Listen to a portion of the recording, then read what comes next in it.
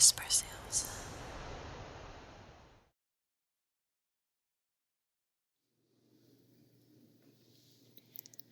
Hi everyone, and welcome back to another Story Sundays that I have for you today. Today I decided to make a proper Story Sundays video for you, in which I will be using the 3DO free space. Last week I made a Story Sunday video, and because of my excitement, I kind of got off track, and it turned out to be, well, a non-ASMR video in my opinion, unless you like my regular spoken, my regular voice. So today I decided to do a proper job, at least I hope so, in which I will be telling you about how I learned English, because in February this year, I did Thankful Thursdays, and in Thankful Thursdays I would answer questions from my viewers, and I also received the question of how I got into English and how I learned English, and if English is my first language. So today I'm going to go a little bit more in depth, and I'm going to tell you how I got into English and how I learned English. So let me think where I shall start this wonderful English language journey. Okay, so when I was around 5 to 6 years old, I was very fascinated by the English language. I don't know why. I just find it very relaxing, and I told my dad that I was living with at the time that I really enjoyed English, the English language. So I asked my dad at a very young age if we could speak in English for 30 minutes a day, and that's what we would do. So I would sit in front of my dad, and I would say a bunch of random words, like how a kid can do that, just like Hashimuni si English Davi su. That's how I would be like. And then I would ask my dad, is there an English word that I just said? And then he would tell me, like, yes, you did this and that. And then he would tell me the meaning of it. So my dad was a person that really enjoyed motorcycles, tattoos, used to fix up cars. So we were always surrounded by bikers, by people who ride motorcycles, and people with tattoos, and like people that that also listen to English music and things like that. So my dad wanted to talk with me in English for 30 minutes every day. And I think that that's probably where I built up my foundation for English. Because in general, when kids grow up and you're very young, you pick up languages a lot easier. So I did not grow up bilingual with like English and Dutch, but I definitely was exposed to a lot of English because my dad always used to listen to Aero classic rock in the Netherlands, and I would always listen to the radio station with him, so I would get to know a lot of English songs. And for me, combined with the 30 minutes of talking in English when I was a kid, combined with listening to the radio and trying to understand the words, singing along with the lyrics, that's how I learned English in my early years when I was still a kid. So, in elementary school, I did not have English lessons at all. I don't know if nowadays in the school system, if they teach you English in the elementary school, maybe like basic English. But I'm from the generation where they did not teach you English in elementary school. So, in elementary school, I wasn't exposed to English other than at home. My dad always used to watch The Bold and the Beautiful. Probably a lot of you might know that because it's from the US, I believe, a series from the US. So we would always used to watch Bold and the Beautiful together and speak English together for 30 minutes, almost every day, I would say. And on top of that, I would listen a lot to era classic rock. So I got exposed to a lot of English in my young years. And then I went to high school. And in high school, I did get lessons for English. So that's where I learned a lot of the way how the sentences are built, the way how you spell words, grammar, spelling, things like that. But at the time when I was in high school, a lot of the English teachers were absent because they were sick. So they couldn't find replacements because at the time when I was in high school, they did not have enough teachers for certain classes, and English and German was one of them. So because of that, I did not get a whole lot of lessons in English in high school. But because I always used to listen to era classic rock with my dad and The Bold and the Beautiful, I ended up scoring pretty good in English in high school. But I would definitely say that I can thank my dad for that. Definitely not the teachers at high school at the time, because most of the time the teachers were absent and we had to learn a lot of things from the books. So I believe that it was also during my high school time that I started writing my diaries in English. I don't have a clear explanation of how that happened, but I would say that when I was younger, I was so interested in English, so interested, and I did not like the Dutch language very much because to me, when I was younger, it always sounded very harsh, very much like German. So I did not think that the Dutch language was a beautiful language at all for me growing up in the Netherlands. It didn't really do too much to me, and I always wished that I would have been born in an English country so that I would have grown up with the English language. Strange, but that's how it went.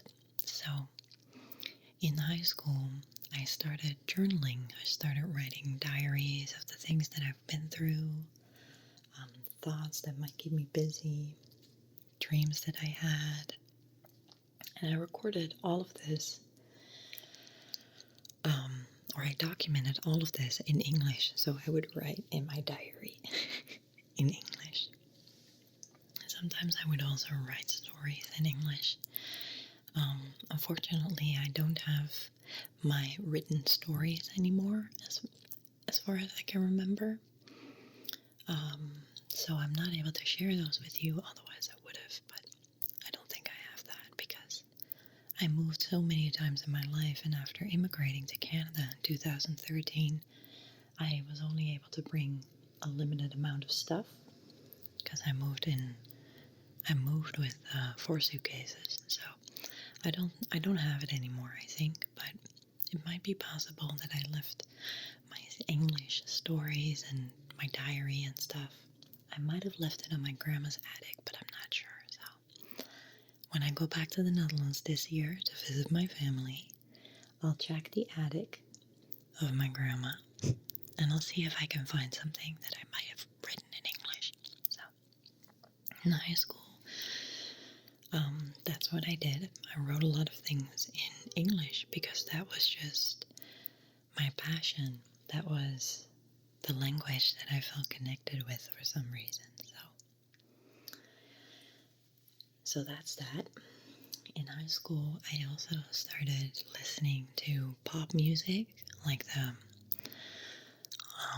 common radio stations in the Netherlands that I used to listen to, Slam FM, Fresh FM. At the time, I also used to watch a lot of MTV. MTV back in the day when it was all about music and no other things, other programs. Nowadays, MTV is not what it used to be, in my opinion, in the 90s.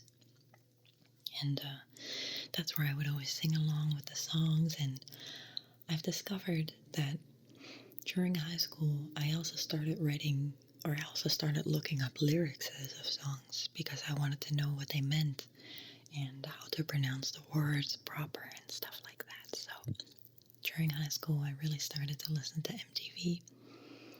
And my dad, because he was an old rocker. He was in a band. He was a singer.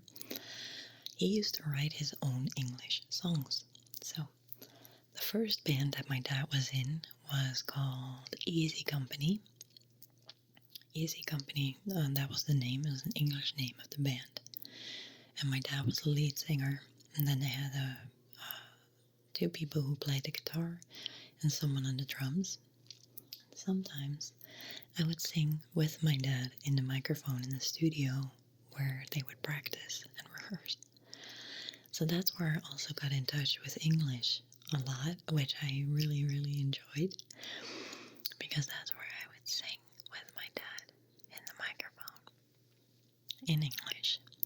And I thought it was really, really cool that my dad was in a band and that he was singing these English songs.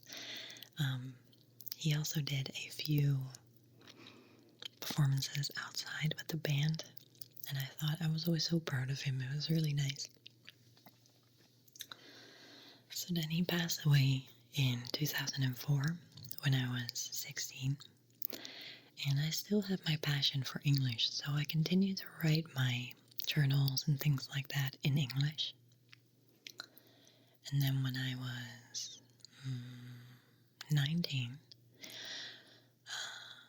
3 years later, I decided to go and study animal care.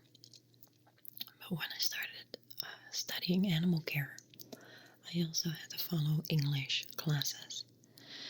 But my high school diploma was higher than the level of the animal care study that I was at. So I did not have to follow all classes. So for example, I did not have to follow English class. I did not have to follow Dutch class. I did not have to follow a bunch of things, which was nice because I had more free time. But at the end of the year, the animal care study was 3 years. And at the end of my study in the third year, the teachers came with a surprise that I still had to do the English exams. So I kind of felt bad about not going to the classes, even though I did not have to. I had permission not to. Because I was like, if I would have known that I needed to do English exams, I obviously would have tried to refresh my memory, right? So I did not do that.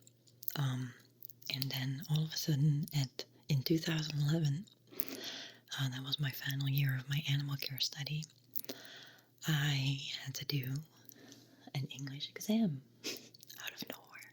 I had to do three different ones. I had to do speaking in front of the class. That was one test. And then my second test was a written test. The third one was a listening test.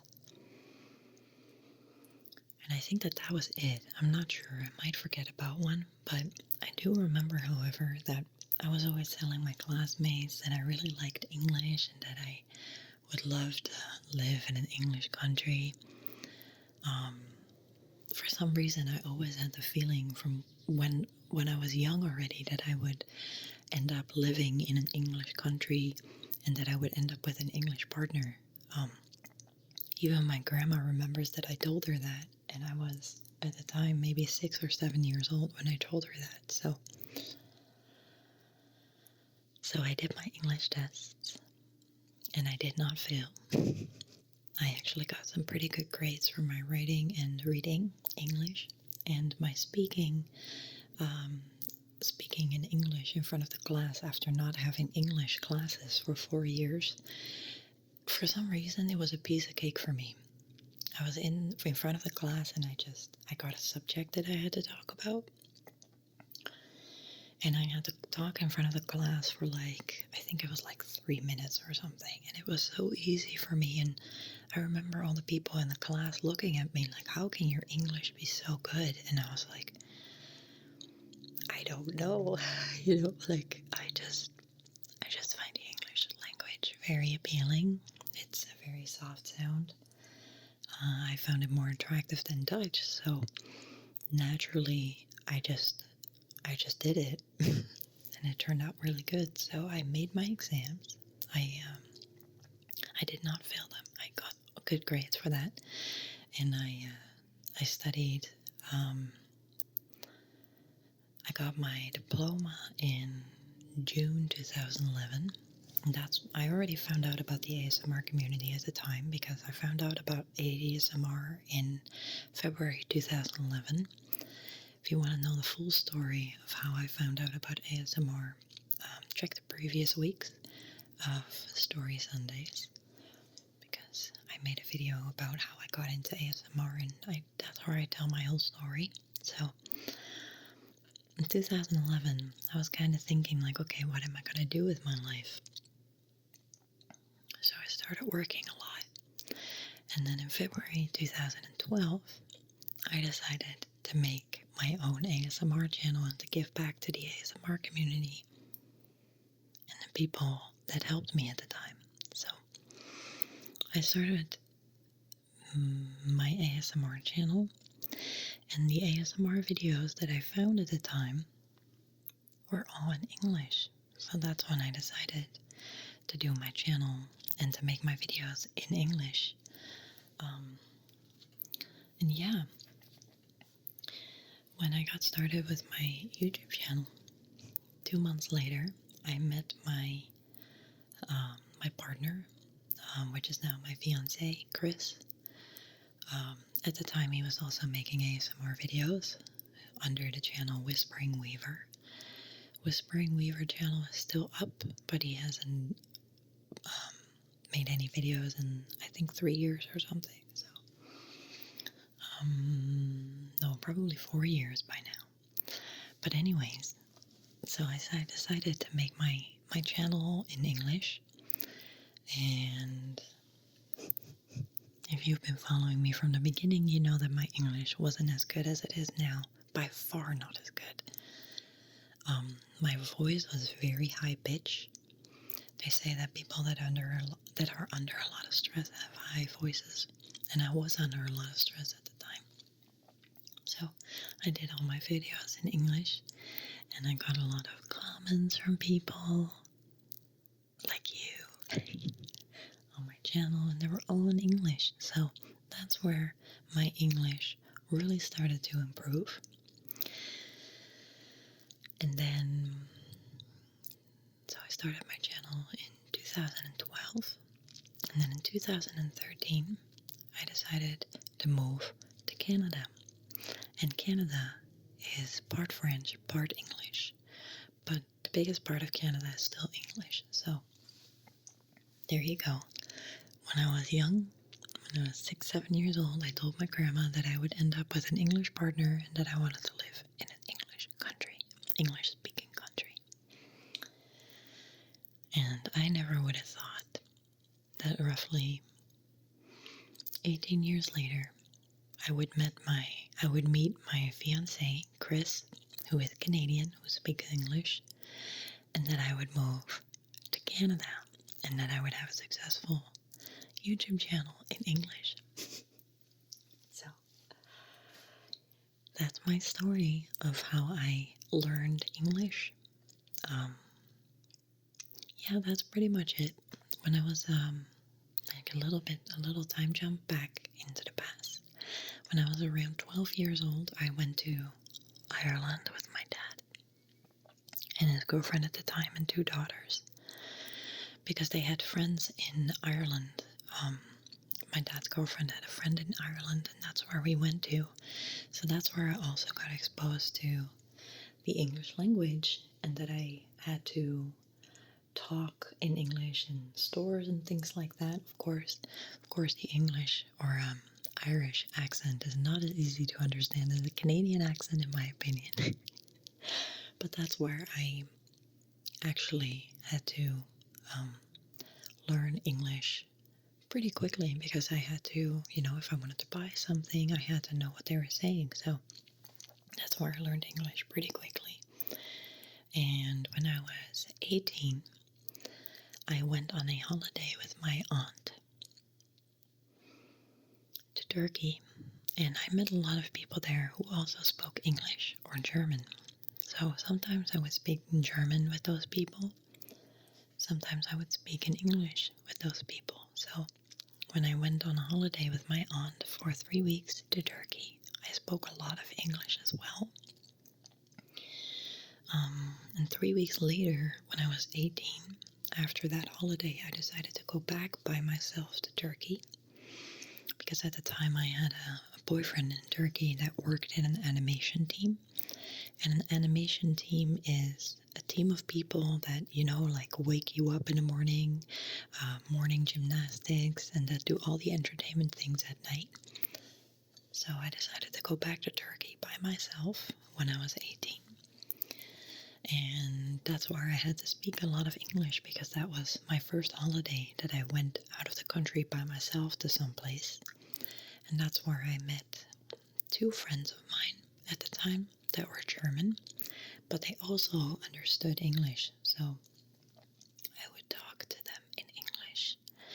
And at the same time, I would practice my German, because if I did not know a certain word, I would ask it to them in English, and they would describe it to me in German. So I think that those 2 holidays probably really helped and contributed to my English vocabulary. And now I am 28. I'm 28 now. And I live in Canada. My accent, some people were not able to hear that I have an accent, but I do, I think. I definitely have an accent, but I think it's safe to say now that English is definitely my second language. For immigration, for Canada, I also had to do an English test. Maybe some of you remember.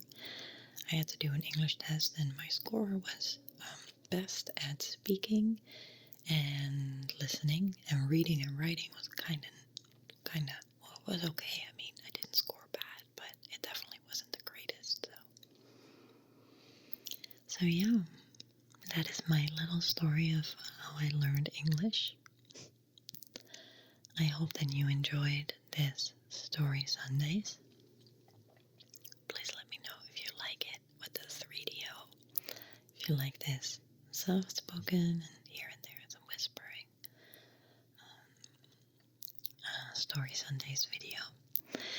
And I would like to thank you so much for watching. I can't wait to see you again tomorrow in a new Roleplay Mondays. I can already tell you that I'm going to give you a haircut. Don't tell anyone. But